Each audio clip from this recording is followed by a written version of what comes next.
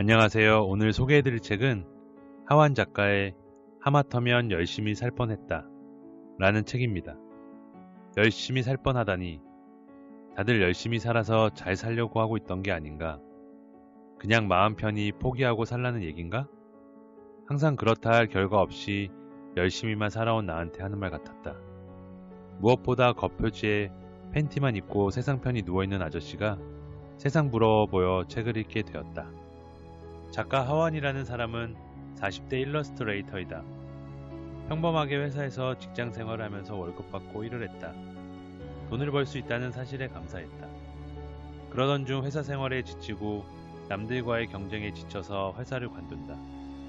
정확히는 그 경쟁이 누가 돈 더 많이 버나, 누가 먼저 내 집 장만하나, 누가 먼저 성공하나, 이런 정체 모를 경쟁에서 열심히 살고 있던 모습에 지쳐 회사를 관두게 된 것이다. 어떻게든 되겠지 하면서. 그러면서 본인이 느낀 감정과 생각들, 그리고 살아왔던 과정을 담은 책이다.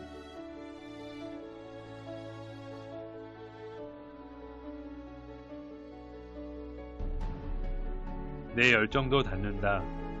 함부로 쓰다 보면 정말 써야 할 때 쓰지 못하게 된다. 언젠가는 열정을 쏟을 일이 찾아올 테고 그때를 위해서 열정을 아껴야 한다. 그러니까 억지로 열정을 가지려 애쓰지 말자. 그리고 내 열정은 내가 알아서 하기 가만 놔뒀으면 좋겠다. 강요하지 말고 뺏어가지 좀 마라. 그동안 남들이 가리키는 것에 큰 의문과 반항을 품고 살았지만 그렇다고 그것들로부터 완전히 자유롭지도 않았다. 나는 항상 타인의 시선이 신경 쓰였고 그들 보기에 괜찮은 삶을 살으려 애써왔다. 잘 안됐지만 말이다. 사실 가능하면 인생 매뉴얼에 맞춰 살고 싶었다. 그런데 그게 참 쉽지가 않다. 내가 이 나이에 정말 부끄러워해야 할 것은 내 나이에 걸맞은 것들에 소유하지 못한 게 아니라 나만의 가치나 방향을 가지지 못하고 살아왔다는 사실이다.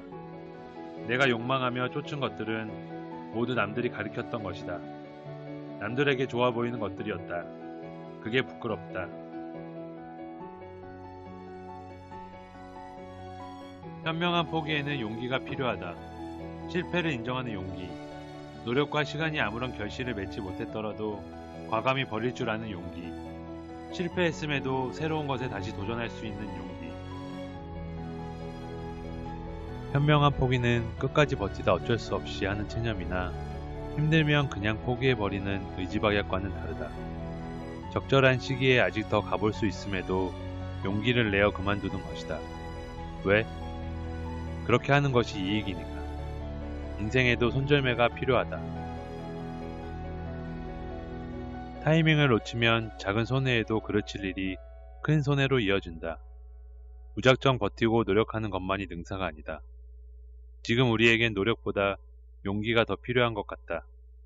무모하지만 도전하는 용기, 그리고 적절한 시기에 포기할 줄 아는 용기 말이다. 가끔은 인생에 묻고 싶어진다. 왜 이렇게 끝도 없이 문제들을 던져주냐고. 풀어도 끝도 없고 답도 없다. 이쯤 되니 인생이 하나의 농담처럼 느껴진다. 정답 없는 수수께끼 같은 농담 말이다. 농담을 걸어온다면 농담으로 받아쳐주자. 심각할 필요 없다. 매번 진지할 필요도 없다. 답을 찾을 필요는 더더욱 없다. 농담을 못 받아치고 심각하게 대답하는 것처럼 센스 없게 살고 싶지 않다. 내 미래는 여전히 불안하고 현실은 공상맞지만 과거처럼 비관적으로 반응하지 않겠다. 이건 답이 아니라 리액션이 중요한 시험이니까. 내 리액션은 괜찮은 걸까? 열심히 살지 않는다는 건 일을 안 하거나 돈을 벌지 않겠다는 이야기가 아니다. 일단은 노는 게 좋아서 노는 것에 집중하고 싶지만 난 일하고 돈을 벌 것이다. 굶어 죽지 않으려면 그래야만 한다. 단 열심히의 논리 때문에 내 시간과 열정을 부당하게 착취당하고 싶지 않을 뿐이다. 우리 사회는 정답이 정해져 있다. 그 길로 안 가면 손가락질 받는다. 애초에 꿈을 꾸지 못하게 한 것도 꿈을 꾸며 조금만 다른 길로 가려 하면 온갖 태클을 거는 것도 어른들이었다. 전반적인 사회 분위기가 그랬다. 이런 분위기에서 꿈을 꾸라니요. 꿈꾸지 말라고 할 때는 언제고 이제 와서 왜 꿈이 없냐니요. 그런 이유로 꿈을 가지라고 말하는 것이 조심스럽다. 대한민국에서 꿈을 꾼다는 게 어떤 것인지 알기 때문에 꿈을 가지라는 것이 도전정신이라는 이름의 또 다른 스펙을 강요하는 건 아닐지 염려스럽다. 그래서 함부로 그 말을 못하겠다. 내가 원래 좀 느려. 나는 예전부터 그 사실을 스스로 인정해버렸다. 그리고 주변 사람들에게도 숨기지 않고 말하고 다녔다. 신기한 건 주변 사람들이 이래라 저래라 잔소리하거나 한심해하지 않고 내 느린 속도를 인정해 주었다는 사실이다. 심지어 나를 부러워하는 사람들도 종종 있었다. 그런 반응을 보면서 나 역시 뒤처지고 있다는 불안함보다는 천천히 간다는 여유로움이 생겼다. 단골 막걸리집에서 주인장의 느린 손을 탓하지 않고 기다리는 시간을 즐겼던 것처럼 나는 내 삶을 더 사랑할 수 있게만 해준다면 몇천 번이라도 자기 합리화를 하면서 행복하게 살 생각이다. 내가 내 인생을 사랑하지 않으면 도대체 누가 내 인생을 사랑해준단 말인가. 꿈꾸던 대로 되지 못했다고 인생이 끝나는 것은 아니다.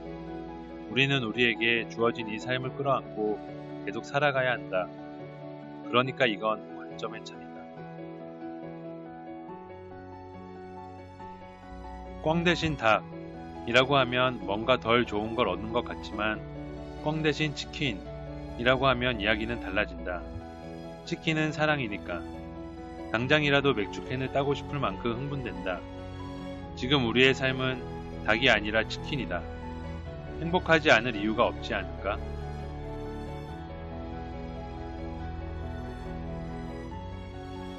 이 책은 쉽게 재미있게 읽힌다. 읽으면서 이렇게 계속 웃으면서 본 책은 없었다. 문장을 참 재미있게 써놨다.